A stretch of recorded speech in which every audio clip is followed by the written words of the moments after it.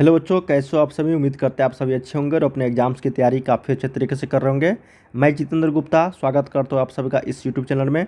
दोस्तों, आज के इस वीडियो में लेकर आए हूँ आप सभी के लिए क्लास 10th का फिजिक्स का यहाँ पे चैप्टर नंबर 1 को लेकर प्रकाश के परावर्तन तथा अपवर्तन। ये चैप्टर वाइज प्रश्न है, ऑब्जेक्टिव एमसीक्यू टाइप क्वेश्चन जो आप सभी को ओएमआर शीट पे भरना रहता है। उसी का हम लोग यहाँ पे प्रकाश के परावर्तन तथा अपवर्तन, ये बोर्ड परीक्षा छात्रों के लिए काफ़ी इंपॉर्टेंट चैप्टर है, क्योंकि इस चैप्टर से भर भर के प्रश्न आप सभी के एग्जाम्स में पूछे जाते हैं प्रीवियस ईयर्स में। तो बिल्कुल काफ़ी सारे क्वेश्चंस यहाँ से आप लोग को देखने को मिलेंगे जो प्रीवियस ईयर्स में पूछे जा चुके हैं, और जो भी इंपॉर्टेंट क्वेश्चंस बनते हैं वो मैं आपको इस वीडियो में बताऊंगा। तो वीडियो को लाइक कर लेना और लास्ट तक सभी देखना, ठीक है। तो चलिए हम लोग यहाँ पे शुरू करते हैं बिहार बोर्ड के द्वारा जारी न्यू पैटर्न पर आधारित सारे प्रश्न को। और ये ऑफिशियल वेबसाइट है starcustody.com, गूगल पे लिखना या फिर लिंक आपको वीडियो के डिस्क्रिप्शन में देखने को मिल जाएंगे। यहाँ पे आप लोग को काफ़ी सारे क्वेश्चन देखने को मिलेंगे जो आप लोग को 4 OMR जो दिया जाता है 4 विकल्प वाले, उसका आप लोग ऑनलाइन प्रैक्टिस सेट भी कर सकते हैं इस वेबसाइट की मदद से, बिल्कुल फ्री ऑफ कॉस्ट में। तो चलिए हम लोग VBA objective MCQ type question देखते हैं। जो भी प्रीवियस ईयर्स में पूछे जा चुके हैं वो तो हम लोग करेंगे ही करेंगे, और जो इंपॉर्टेंट क्वेश्चन बनते हैं वो मैं आपको इस वीडियो में बताऊँगा, ठीक है। और टेलीग्राम चैनल ज्वाइन कर लेना, इसका PDF लेने के लिए लिंक आपको वीडियो के डिस्क्रिप्शन में दे दूंगा। वहाँ से आप लोग इस चैनल को, टेलीग्राम चैनल को ज्वाइन कर लेना है, ठीक है। तो चलिए हम लोग एक एक प्रश्न को देखते हैं। यहाँ मैं फिर से बता रहा हूँ बच्चे, आपको लास्ट तक सारे प्रश्न को देखना है। काफ़ी सारे क्वेश्चंस यहाँ पे देखो, ये सारे प्रीवियस ईयर्स में पूछे जा चुके हैं। तो जो भी क्वेश्चन मैं बताऊँगा वो सारे के सारे इंपॉर्टेंट हैं और लगातार प्रीवियस ईयर्स में पूछे जा चुके हैं। चलिए पहला प्रश्न हम लोग देखते हैं यहाँ पे क्या कहा गया है। कहा गया है कि दर्पण के सामने किसी भी दूरी पर स्थित किसी वस्तु का प्रतिबिंब अगर सीधा प्रतीत होता है तो वह दर्पण कौन सा होता है। बहुत ही शानदार प्रश्न है पहला ही, कि देखो कोई भी दर्पण है, उसके सामने किसी भी दूरी पर कोई वस्तु का प्रतिबिंब अगर सीधा प्रतीत हो रही है ना, तो वह दर्पण जो होगा या तो समतल होगा या फिर उत्तल होगा, ठीक है ना। क्या होगा, या तो समतल या फिर उत्तल। इसको याद रखना है। ऑप्शन नंबर आपको 1 का D के साथ चलेंगे। बहुत ही शानदार प्रश्न था पहला, स्टार लगा लो। ये प्रश्न पूछा जा चुका है और पूछे जाने वाला प्रश्न है ये सारे। कहा गया, फिर से मैं बता रहा हूँ कि कोई वस्तु है दर्पण के सामने, वो किसी भी दूरी पर कोई वस्तु है स्थित, उसका प्रतिबिंब अगर सीधा प्रतीत हो रही है ना, मतलब सीधा बनता है ना उस मिरर के सामने, तो वह मिरर जो होगा या तो समतल होगा या फिर उत्तल होगा। क्योंकि उत्तल दर्पण में भी आपको वस्तु का प्रतिबिंब जो वो सीधा बनता है, और समतल जो दर्पण होते हैं उसमें भी सीधा बनता है। इसलिए इसका आंसर या तो समतल होगा या फिर उत्तल होगा। बहुत ही शानदार प्रश्न था, इसको ध्यान रखना है आप लोगों को। चलिए सेकंड नंबर हमारे पास प्रश्न है कि प्रकाश की किरणें गमन करती है। देखिए प्रकाश का जो किरण होता है ना, इसको याद रखना है आप लोगों को कि ये सीधी रेखा में गमन करती है। क्या क्या करती है, ये सीधी रेखा में गमन करती है। तो ऑप्शन नंबर 2 का ए हो जाएगा। एक चीज़ ध्यान रखना आप लोगों को, अगर कोई प्रकाश की किरण होती है ना, आप गौर करना, मान लो कि टॉर्च जो होता है ना, टॉर्च अगर आप लोग सीधा अगर टॉर्च जलाते हो तो किधर जाता है उसका प्रकाश, तो सीधी रेखा में जाती है ना। आप गौर किए हो कभी, आप टॉर्च जलाए होंगे तो सीधे वो जाता है, या टेढ़ा या फिर इधर उधर नहीं जाती है, ठीक है ना, सीधी रेखा में जाती है। इसलिए हम लोग प्रकाश की जो किरणें होती है वो गमन करती है सिर्फ और सिर्फ सीधी रेखा में, ठीक है। तो ऑप्शन नंबर आपको 2 का ए हो जाएगा, ठीक है। क्या हो जाएगा, 2 का ए। थर्ड नंबर हमारे पास प्रश्न है, ये बहुत ही इंपॉर्टेंट था, ये प्रीवियस ईयर्स में पूछे जा चुका है और पूछे जाने वाला प्रश्न है। ये प्रकाश की किरणें गमन करती है, बहुत सारे छात्र लगा देते हैं किसी भी दिशा में, तो ये बिल्कुल गलत हो जाएगी। अगला है कि प्रकाश के परावर्तन के कितने नियम हैं। देखिए प्रकाश के परावर्तन पूछे या फिर इसके जगह पे अपवर्तन पूछे, हो सकता है आगे आप लोग को देखने को मिल जाए भी प्रश्न अपवर्तन वाला भी। ये दोनों के 2 नियम होते हैं। कितने होते हैं, प्रकाश के परावर्तन हो या फिर अपवर्तन, उस दोनों के कितने नियम होते हैं, 2 नियम होते हैं, ठीक है। तो 3 का सही उत्तर आपको बी के साथ चलेंगे। चलिए नेक्स्ट प्रश्न हमारे पास है फोर्थ नंबर, कि प्रकाश के परावर्तन के नियम से निर्धारित क्या होता है। ये भी इम्पोर्टेंट है। प्रकाश के परावर्तन का जो नियम है, 2 नियम, ठीक है ना, उसके नियम से निर्धारित क्या होता है। आपतन कोण परावर्तन कोण के बराबर होता है, परावर्तन कोण अपवर्तन कोण के बराबर, या फिर आपतन कोण विचलन कोण।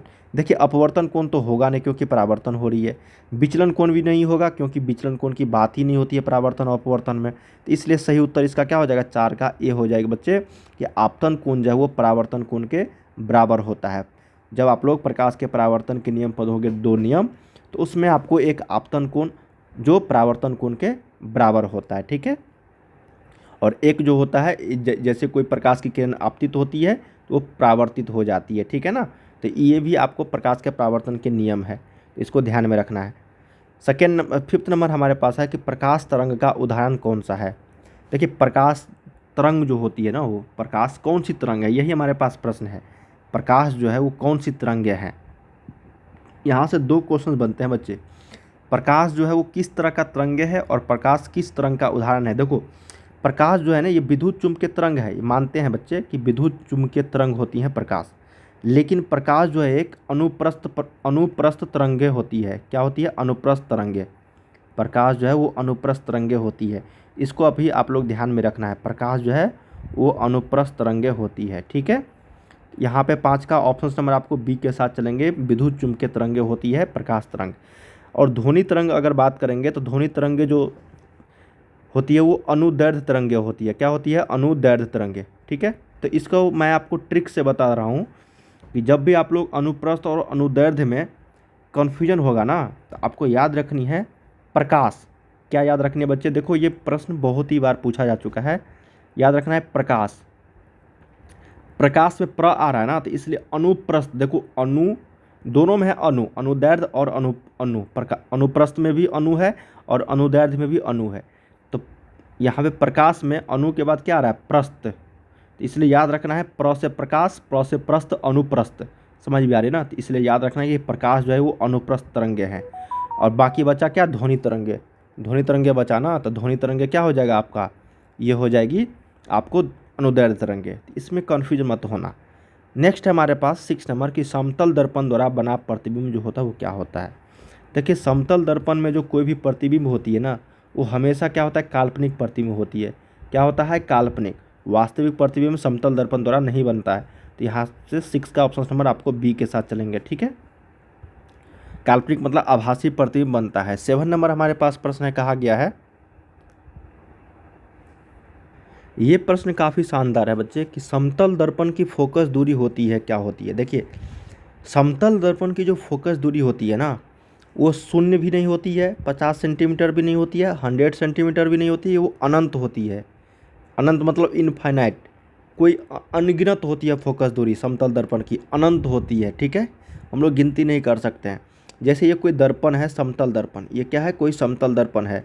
अगर कोई वस्तु यहाँ से आपतित हो रही है ना, जब इसका प्रतिबिंब बनेगा तो इसका जो फोकस दूरी होगी ना, वो अनंत बनेगा। क्या होगा? अनंत होगी फोकस दूरी इसका।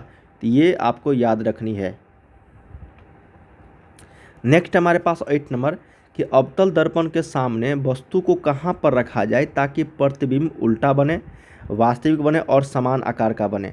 जब भी समान आकार की अगर बात करेंगे ना, जब भी आपको समान आकार का प्रतिबिंब बनने की बात होगी तो हमेशा याद रखना है वो वक्रता केंद्र या फिर वक्रता त्रिज्या पर होगी वस्तु। कहाँ पे रखेंगे हम लोग? वक्रता केंद्र या फिर वक्रता त्रिज्या पर। 8 का ऑप्शन नंबर आपको सी हो जाएगी, ठीक है। जैसे यहाँ पे ये कोई आपका क्या है, यहाँ पे ये अवतल दर्पण है, ठीक है, और यहाँ पे ये सी है, ठीक है, और ये एफ है आपका। तो यहाँ पे यहाँ पे ये होगा आपको, ये होगा एफ और ये होगा सी, ठीक है। तो ये वक्रता केंद्र पर अगर वस्तु को रखेंगे ना तो समान आकार का प्रतिबिंब बनेगा और वास्तविक बनेगा, ठीक है, और उल्टा बनेगा वस्तु से। तो यहाँ पे 8 का सही उत्तर सी हो जाएगा। नेक्स्ट हमारे पास प्रश्न है कि उत्तल दर्पण में बना काल्पनिक प्रतिबिंब जो होता है वो क्या होती है। देखिए उत्तल दर्पण में जो काल्पनिक प्रतिबिंब बनता है, आभासी प्रतिबिंब बनता है, वो हमेशा याद रखना सीधा बनता है। क्या बनता है? सीधा बनता है। और ये आपको और वस्तु से हमेशा क्या बनता है? छोटा बनता है, ठीक है। तो इसको हार्षित यहाँ पे दिया गया, हार्षित, ये आपको याद रखना है छोटा, ठीक है, सीधा एवं छोटा वस्तु से। आवर्धित मतलब वस्तु से बड़ा। देखो ना शब्द यहाँ पे ध्यान रखना है, आवर्धित का मतलब बड़ा, आवर्धित का मतलब बड़ा, हर्षित का मतलब यहाँ पे छोटा। तो याद रखना है उत्तल दर्पण में हमेशा प्रतिबिंब जो होगा वो छोटा बनता है वस्तु का, और ये काल्पनिक प्रतिबिंब बनता है सीधा, ठीक है, सीधा एवं छोटा, ठीक है। हर्षित यहाँ पे अलग शब्द दिया गया है। चलिए अगला प्रश्न देखते हैं 10 नंबर कि दर्पण और लेंस का सूत्र। ये बहुत ही शानदार सूत्र है, दोनों आपको याद रखनी है कि दर्पण के सूत्र में होता है 1/v प्लस 1/u बराबर 1/f। ये आपको जो ऑप्शन नंबर 10 का ए है, यही इसका दर्पण का सूत्र है।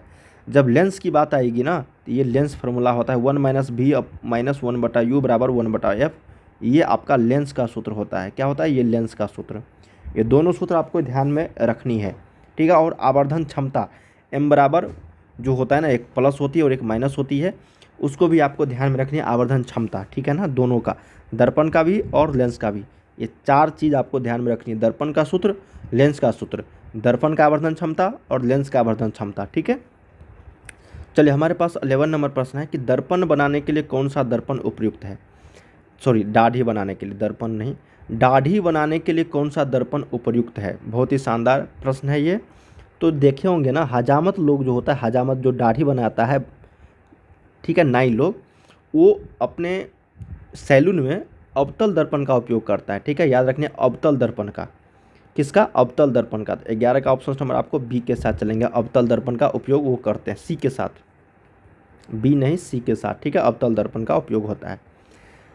12 नंबर देखते हैं कि किसी कार के अग्रदीप में प्रयुक्त दर्पण निम्नलिखित में से कौन सा होती है। अग्रदीप मतलब आगे, किसी भी कार या फिर किसी भी मोटरसाइकिल, यहाँ पे कार दे दिया जाएगा, बस दे दिया जाएगा, ट्रक दे दिया जाएगा, मोटरसाइकिल दे दिया जाएगा, साइकिल दे दिया जाएगा, वो सभी में आगे प्रयुक्त जो दर्पण होती है ना, वो हमेशा याद रखना उत्तल दर्पण का प्रयोग होता है। क्यों उत्तल दर्पण का प्रयोग होता है? क्योंकि इस दर्पण में बच्चों, ये मैंने आप लोगों को बता दिया पीछे के दृश्य को देखने के लिए। हालांकि यहाँ पे पूछा गया अग्रदीप मतलब आगे के दृश्य को देखने के लिए, ठीक है।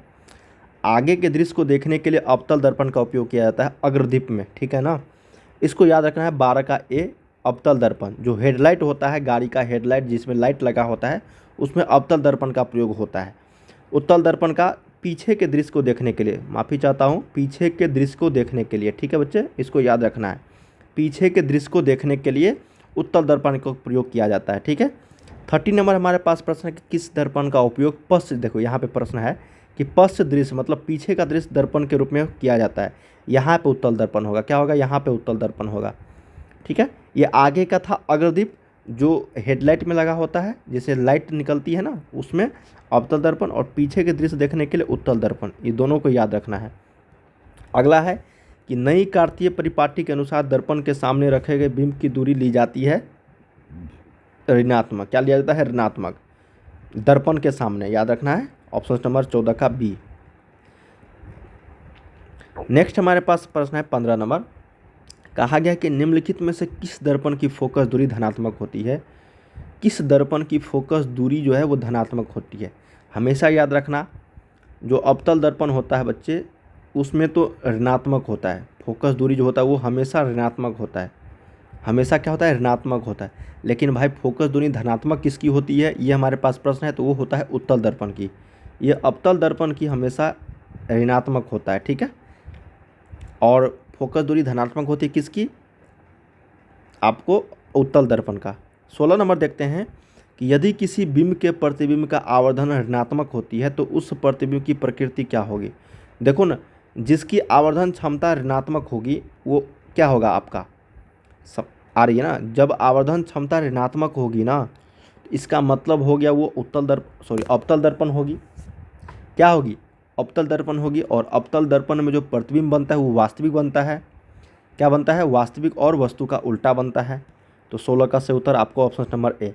जब इसी में पूछ दिया जाएगा कि किसी बिंब के प्रतिबिंब का आवर्धन धनात्मक है, धनात्मक, अगर धनात्मक हो जाएगी ना बच्चे, धनात्मक, जब धनात्मक हो जाएगी तो वो उत्तल दर्पण हो जाएगा और आभासी और सीधा प्रतिबिंब हो जाएगी, ठीक है, काल्पनिक और सीधा, ये धनात्मक की बात होगी, ठीक है। वास्तविक और उल्टा जब ऋणात्मक की बात होगी और धनात्मक की जब बात होगी तो आभासी और सीधा, दोनों मैंने आपको बता दिया, दोनों आपको याद रखनी है। जब किसी बिंब के प्रतिबिंब का आवर्धन क्षमता ऋणात्मक होगी तो वो दर्पण अवतल होगी, और जब किसी बिंब के प्रतिबिंब का आवर्धन क्षमता धनात्मक होगी तो वो उत्तल दर्पण होगा। और उस उत्तल दर्पण की प्रकृति क्या होती है? प्रतिबिंब का आभासी और सीधा होता है, ठीक है। 17 नंबर हमारे पास है कि दंत विशेषज्ञ किस दर्पण का उपयोग मरीजों के दांतों का बड़ा प्रतिबिंब देखने के लिए करते हैं। देखिए, या तो सैलून वाला हो गया या फिर आपको मरीज को देखने के लिए दंत विशेषज्ञ हो गया।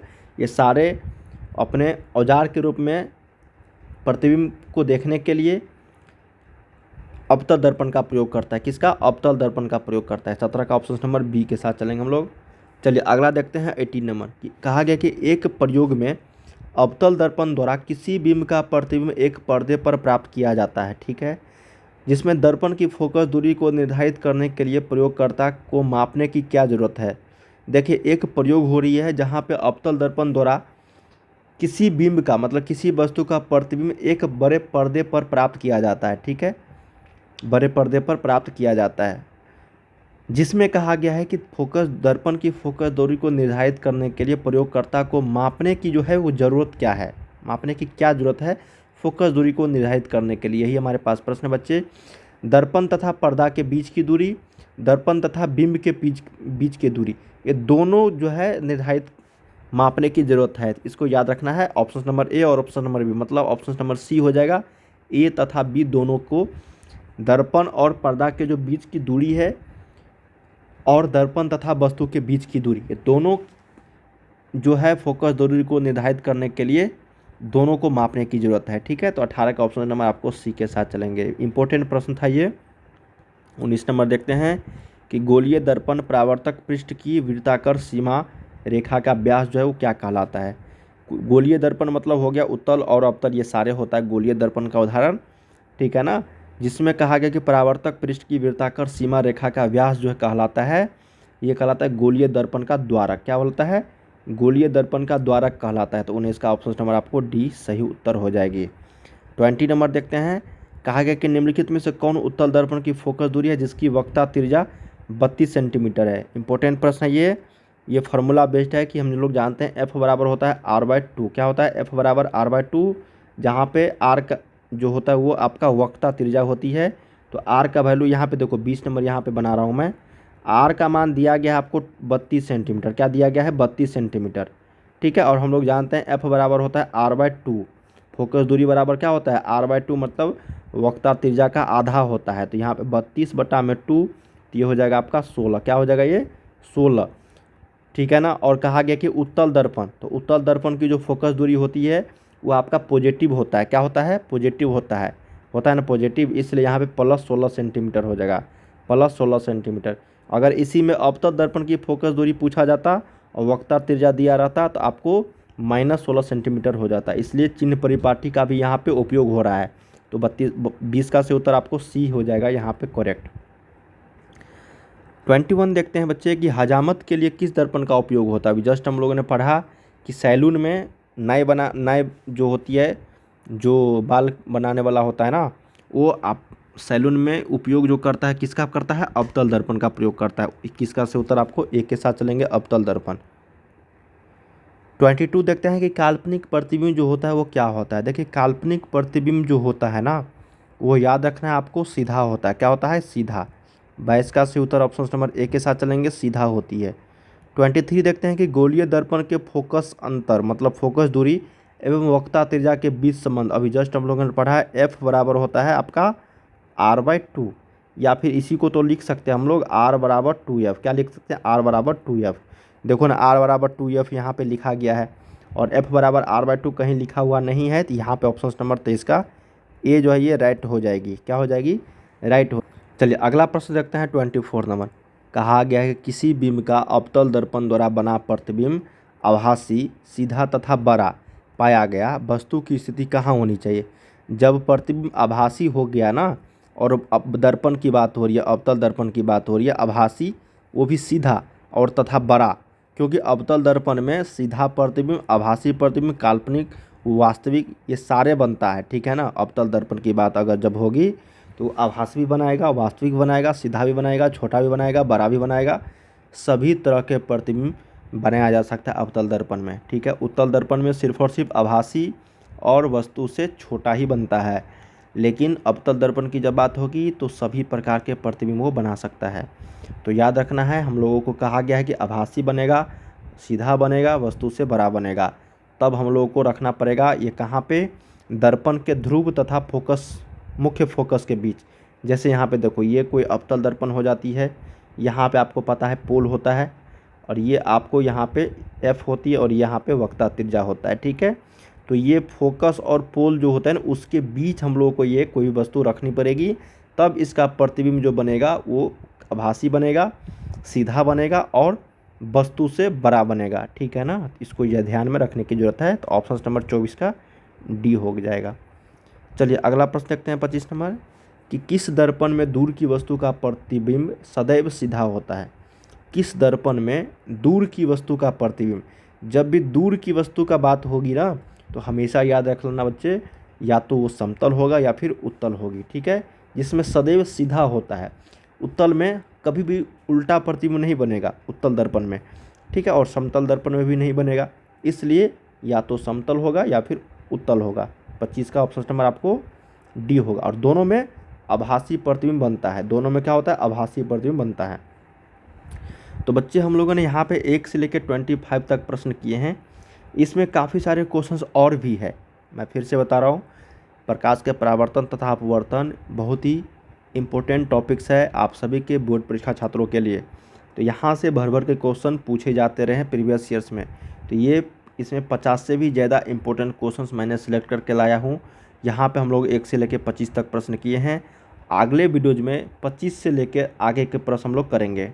तो उम्मीद करते हैं इस वीडियो के माध्यम से जितने भी क्वेश्चन मैंने बताए हैं वो सारे के सारे आप लोग याद कर लिए होंगे। तो चलिए मिलते हैं हम लोग अगले वीडियो में इसके आगे के पार्ट को लेकर, और हर तरह के क्वेश्चन आपको इस चैनल की ओर से दिया जाएगा। तो चलिए बाय बाय सभी को।